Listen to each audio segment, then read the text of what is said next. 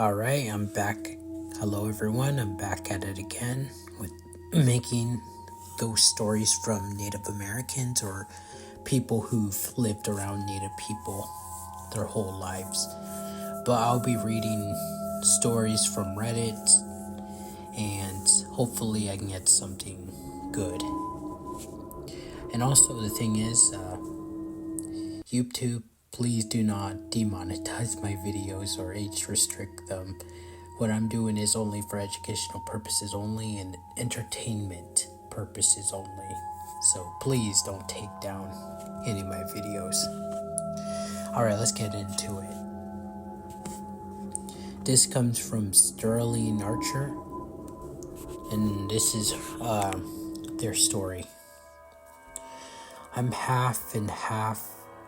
Too many halves. Half Apache, half Cherokee. I know plenty of lore that I have a story about coyotes and shape-shifting that I personally experienced if anybody is interested in hearing. Alright, it may be not the most exciting, but here it is. I was living on the res. I was way out in the middle of nowhere, even in res standards. It was nighttime. I was watching the full moon outside. I remember it was so beautiful, bright, that I could see almost everything. It wasn't uncommon to hear coyotes around here, though you saw them less than you heard them. In spite of this, I saw a few coyotes trotting off a little ways in an opening bathed in the full moon.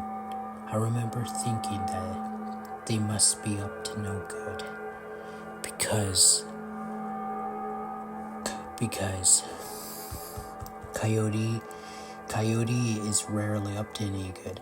Oddly, I didn't hear them, even though coyotes are louder and more talkative when traveling at night. Well, I was gazing out in the window near our front door when I heard my mother calling from outside. I would specifically remember that she said I had left my backpack in the car, needed to do my homework. I thought nothing of it, began to put on my shoes. Suddenly, every hair on my body stood up. The air seemed wrong. It was at this time that my mother walked in from the kitchen and said that dinner was almost ready and I needed to wash up. She saw my shoes on and immediately sensed something wasn't right. She asked if somebody was outside, and I said she was. Of course, no, she wasn't. She had been in the kitchen the whole time. I took one last long look out the window, facing open field. I saw a coyote waiting in the light of the full moon. It stood up on its hind legs like person and walked into the woods. I would stake my life on this story, and this, truthfully, this is not also the only story I have of my parents' voices speaking to me while I'm alone. Alright, here's the next story. It's from Moose Nuts, which was made 3 years ago. But this is story 2. I am from a reserve and I have one native ghost sighting. I only believe it because of what happened afterwards. Believe it if you want, but I kinda don't. Anyway, back when I was in elementary, about grade 5 or 6, I was getting ready for bed when out of nowhere, where my cousin showed up in a panic, asking for my dad, saying he needed to be smudged. Being smudged is where we light sweetgrass, kinda sacred. We pray while you pad to smoke all over your body. Anyway, we do this, and he starts telling us the story. Remember about 10 o'clock p.m. or later, I was already in bed, ready to sleep when all of this went down, so it woke up everyone. He said he was driving down the road. going home from a friend's when he was about to drive past the massacre spot. Well, the massacre spot is a monument going around the corner, not far from my house. At the monument are 8 or more graves along with a big stone shrine type of thing, and about 40 meters from there is another special cross where the priest was unalived. So yeah, back in the day we had this thing called Western Rebellion. The natives just unalived a bunch of people with some bad apples in there. I know the whole story, I'm just giving a bit of details, but that's pretty much the massacre. So for us locals, it's a creepy old dirt road with nothing else down it that we drive by daily, depending on where you're going. This place is creepy to me, and I try to stay away from it at night. Anyway, back to the story. The old native ghost, he said he was driving past it when he starts feeling nervous and scared. He said right as he was passing the monument, he looked over at his empty passenger seat, except this time there was an old Native American sitting with him in full native gear, not saying anything, just looking at him. My cousin is a huge wuss, so he immediately pulled into our house. He turned off going off this road and came straight to our house. He didn't look back at his seat. He didn't look in his mirrors. He said he was too scared to look anyway, but straight. Now what makes me believe him is that he straight out refused to drive home and asked to spend the night and sleep with someone in the house, which was me. So as we were going to be, he even asked me to close my closet, which kind of scared me. It made me think maybe my great-great-gramps was creeping on me through my closet. So yeah, that's the story. Not much, but I believe him. When something happens to someone, you can feel and see the fear, panic in them. That night, he was scared shitless and kind of scared me. But why would it be a native at a massacre site? It was 8 white dudes killed. One survived and was smuggled out by locals. Think there was 2 local deaths during the whole hunt for them. I guess if it was real, it would be guilty feeling native, saying maybe the massacre site should be better for them. Who knows? We did sell all that sacred land off after most of this went down, so the monument site is small. Alright, this one comes from Sydney Fox. She got a few stories from Canada. The first one, the little people. This one's actually fascinated me because little people are cryptid mentioned throughout the world, not just one region. So as this story goes, it was the early 90s on the Saking Reserve. I hope I didn't butcher that. There are no street lights along the highway. 2 women were walking home before it got too dark.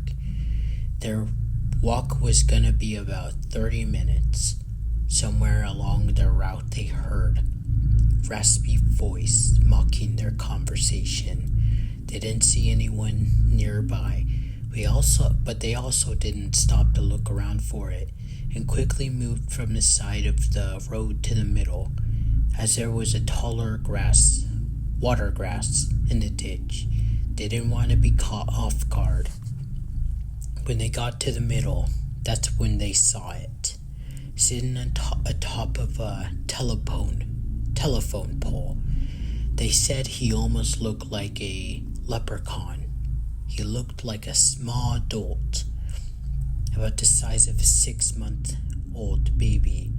Dirt all over, with a hairy, wrinkly face, dark hair, wearing a toga cap, a tattered long-sleeve shirt, bare, hairy legs with wraps around his feet. Of course, upon seeing him, they were in shock. He was laughing at them and kept saying, I got you, you're mine, in his old, raspy voice. They were creeped the F out, walked faster down the highway, told them to shut the fuck up, and as they took off, he started yelling at them when they turned away, all mine, all mine. They turned back to see if he was following. He was gone, and they started running. Now that I like to think that this was just an old wives' tale to keep people from walking alone the highway when it's getting dark. When they finished their story, their father had similar stories of little men as they saw when they were younger too. This one is called The Alien's Ghost. Also in Sacking, that's probably how you say it, Reserve, back in the 1970s, a boy around 8 years old, sleeping in his room like any other night. Around 2 a.m. he woke up. There was a shadowy figures standing near the doorway. They were slender and tall, so tall they had to crouch a little to not touch the ceiling. Around 7 feet tall. He couldn't move or speak. He tried to yell for his grandpa in the room across the hallway, but all he could do was watch in fear. As the figures approached him, they surrounded him.